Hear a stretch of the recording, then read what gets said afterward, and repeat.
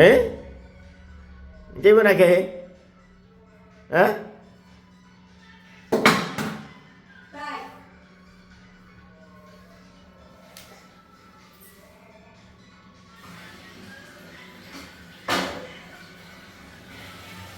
Lên.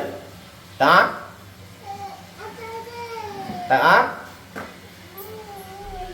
Đó.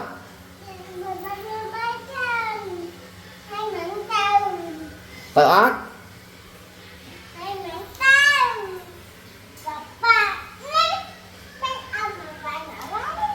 Người chưa là cái vừa một té nữa mình này cái bao chút đi kịch mơ nha mơ